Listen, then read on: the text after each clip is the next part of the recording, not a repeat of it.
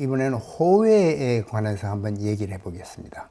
호외는 급한 일이 생겼을 때 신문을 발행하기 전에 급한 사실을 독자들에게 알리기 위해서 신문 지면이 아니라 작은 지면으로 해서 길거리에 뿌렸습니다. 그게 이제 호외입니다. 그런데 이제 우리 역사적으로 아주 중요한 호외가 대한매일신보가 1907년에 2번 발행한 게 남아 있습니다.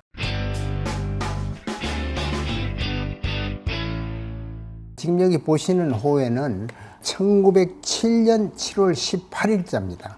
대한매일신보는 한글판이 있고 국한문판이 있기 때문에 호외에 국한문과 한글을 동시에 같은 내용을 동시에 적어서 만들었습니다.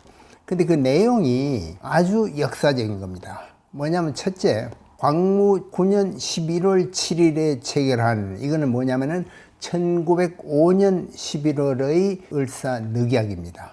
거기에 고종이 아직 도장을 안 찍었는데 그게 늘 이제 꺼림칙하니까 일본 쪽에서 도장을 찍어라, 어보를 치실 일이요, 이게 그 얘기입니다. 고종의 직인을 찍어라. 두 번째는 황제 폐하의 섭정할 일을 추천하라. 섭정이라는 건 황제가 있지만은 실제로 이제 뒤에서 이것을 좌지우지하고 지도하는 그런 인물을 추천해라. 그러면 황제는 이제 허수아비가 되는 거죠. 세 번째는 황제 폐하께서 친히 도쿄에 가서 일황 폐하께 사과해라. 왜? 헤이그에 밀사를 보냈기 때문에 이건 잘못한 거다 이거지. 을사조약에서 외교권을 우리가 다 일본에 위임을 했는데 왜 그렇게 했냐 이거예요. 이게 이제 호외의 1, 2, 3입니다. 거기에 또 이제 한 가지, 의사가 자결을 했다. 전 평리원 검사 이준 씨가, 이준 열사입니다. 우리가 지금 현재 만국평화회의에서 한국 파견원으로 갔던 일은 이미 다 알고 있다. 이건 보도가 이미 됐는데 어제 동경에서 온 정보를 보니까 그분이 해 씨가 충분한 마음을 이기지 못하여, 충분하다는 것은 충성스럽고 분한 마음을 이기지 못하여 자결하여 만국 사신 앞에 피를 뿌려서 만국을 경동케 하였다더라. 놀라게 하였다 이거예요. 이게 이제 이 호외에 들어있는 마지막 또 부분입니다. 근데 이거는 사실이 아니죠. 이준 열사가 헤이그에서 돌아가신 거는 맞는데 막 배를 갈라가지고 피를 뿌리고 이랬다는 거는 오보입니다. 오보인데 우리가 그럴 정도로 억울하니까 이걸 그대로 믿었어요. 이게 쭉 몇십 년 내려왔습니다. 해방 후 뒤에까지도 이준 열사는 만국 사신 앞에 피를 뿌렸다. 이게 이제 이 호외에 나타난 오보입니다. 호외라는 거는 급하게 신문을 정식으로 만들기 전에 만들어서 뿌리는 거기 때문에 뭐 사실 여부를 확인하기 전에 하는 경우라서 가끔 이런 오보가 나옵니다. 이건 아주 역사적인 오보입니다. 그래서 이걸 wishful error라고 그래서 그러기를 원하니까 그냥 에러가 나와도 잘못에 대해서 검증을 안 하고 그냥 믿어버리는 겁니다. 자, 이게 이제 첫 번째 호외입니다. 그 다음에 두 번째 19일 날짜로 또 호외를 냈어요. 이것도 아주 귀한 자료입니다. 조칙과 대리, 이렇게 이것도 똑같은 형식입니다. 하나는 국한문, 하나는 한글. 이렇게 했는데 이제 한글을 가지고 다시 이제 설명을 하자면 이렇습니다. 오늘 상호 4시에 황제 폐하께서 황태자 전하께 대리를 명하옵시고 조칙을 반포하였다. 이게 뭡니까? 고종은 드디어 이제 물러나고 퇴위를 하고 그 아들인 황태자한테 대리를 명했다. 이게 아주 굉장히 중요한 일이죠. 고종이 뭐 아파서 그런 것도 아니고 늙어서 그런 것도 아니고 여하튼 압력에 의해서 어제 호회에서 봤듯이 할 수 없이 이제 이렇게 됐어요. 그런데 이 조칙이 반포된 거는 황상 폐하의 마음에서 일어난 일인지 일반 인민이 주목할 것이다. 그렇지 않다 이거예요. 압력에 못 이겨서 이 사건이 외국인의 강핍함을 내각 모든 대신의 위협으로 된 것은 세상 사람들이 다 아는 바와 같다. 황제 폐하의 진심한 뜻인즉 차라리 황제의 자리를 물려줄지언정, 위를 물려줄지언정 광무 9년 신조약의 어보를 취지할 아니할 결심으로 이렇게 했다. 그게 다시 말하면 을사조약의 도장을 안 찍으려고 차라리 황제의 자리에 물러나고 말았다. 이게 이제 두 번째 호해입니다. 이 사진은 고종이 황제의 자리를 물러난 직후에 영국의 일루스트레이티드 런던 뉴스의 9월 14일자 화보입니다. 여기 보면은 흔히 이 사진을 잘 몰라가지고 이게 마치 뭐 아관 파천 때다 이렇게 많이 잘못 알고 있는데 이 위에 다 설명이 나와 있어요. 뉴 엠퍼러라고 돼 있어. 위에 보면 조그맣게 새 황제 순종이고 그 옆에 이제 고종이 있습니다. 흰 두루마기를 입고 있어요. 황제라면 이런 흰 두루마기를 입지 않는 겁니다. 골룡포라는 걸 입어야죠. 그리고 그 옆에 또 난간 옆에 보면은 새 황태자 이은입니다. 황태자라고만 돼 있어요.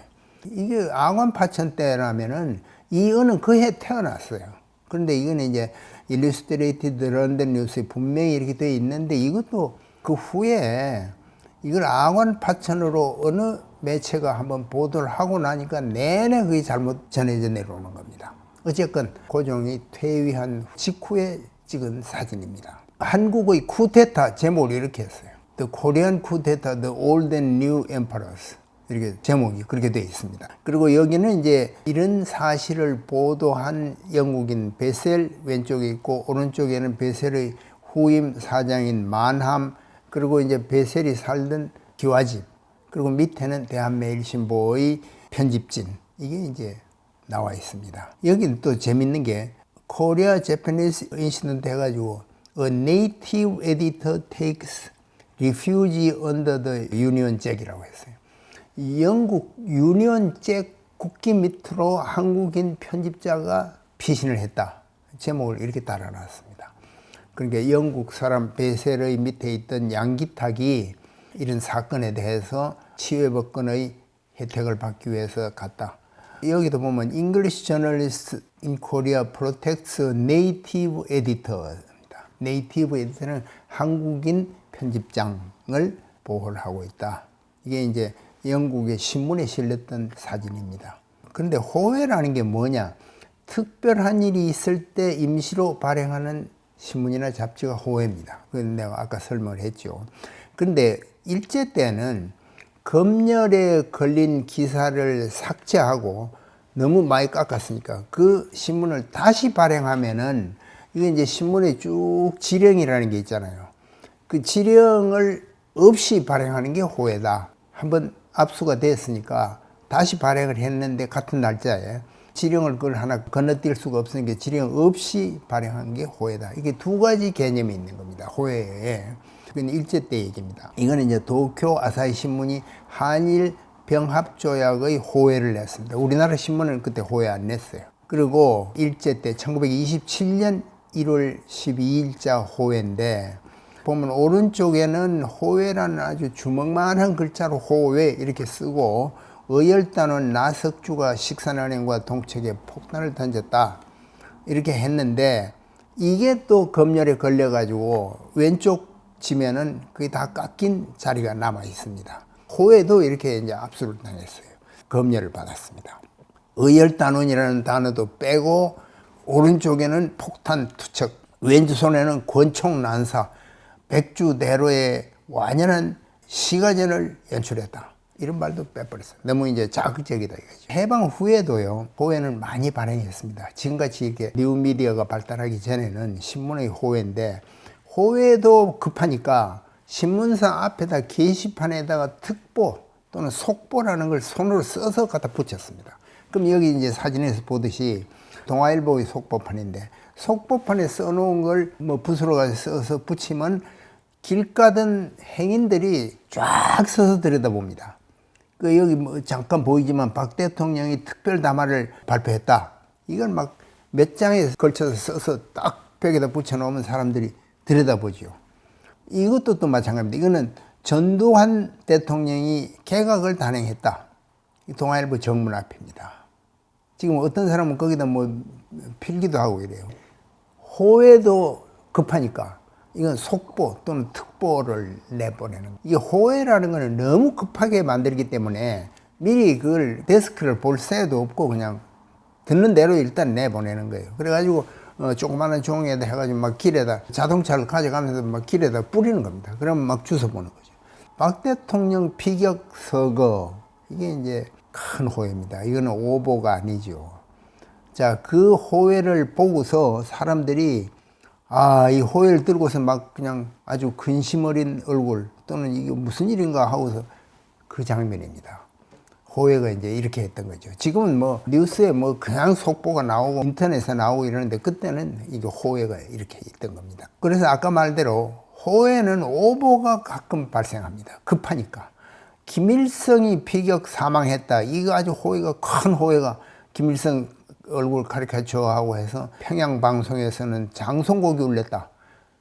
1986년 11월 17일자의 호해입니다. 아주 대문짝만한 글자로 김일성 피격 사망, 총 맞아 죽었다 이거예요. 그런데 김일성은 그때 안 죽었어요. 안 죽고 한참 뒤에 1994년 7월 8일에 죽었습니다. 그러니까 한 8년을 더 살았는데 김일성은 우리나라 매체에서 여러 번 죽었어요. 왜냐면 그쪽이 폐쇄 사회니까 확인할 길이 없어. 그래서 이제 호해가 이렇게 됐습니다. 이건 진짜 김일성 죽었을 때의 지면입니다. 김일성 사망, 49년 1인 독재 사라지다. 김정일이 승계한다. 뭐 아주 그냥 한 페이지가 그냥 엄청 큰 제목으로 이렇게 나왔습니다. 자, 이게 이제 우리가 호해인데 여기 이제 그 재밌는 거는 북한이 김일성이 죽었을 때 보도를 어떻게 했느냐. 이 사람들은 평양방송, 북한 조선중앙방송하고 평양방송에 김일성 사망 사실을 보도할 때에 이게 우리 같으면 뭐가 들어가야 됩니까? 우리 김일성 주석이 사망했다. 이게 딱 먼저 들어가야죠. 근데 여기는 그 소리가 먼저 안 들어가고 전체 당원과 인민들에게 고함, 우리의 전체 노동계급과 이게 지금 뭐 말하려고 이러는지 몰라요. 노동계급과 협동 농민들, 인민군 장병들, 지식인들과 청년 학생들, 조선노동당 중앙위원회, 조선노동당 군사위원회 뭐 이렇게 쫙 말해가지고 정무원은 조선노동당 중앙위원회 총비서이시며 조선민주주의 인민공화국 주석이신 위대한 수령 김일성, 여기까지 지금 한참 앞에다가 막 해놓고는 94년 7월 8일 2시에 급병으로 서거하셨다는 것을 또 그것도 끝나질 않았어요. 가장 비통한 심정으로 온 나라 전체 인민들에게 알린다. 이게 첫 번째 문장입니다. 우리는 이렇게 못하지요. 어? 딱 핵심을 먼저 말해놓고 그 다음에 또 부연 설명을 하는데 뭐 길게 쭉 인용을 해놨습니다. 어쨌건 이제 우리가 호해에 관해서 이렇게 한번 살펴봤습니다.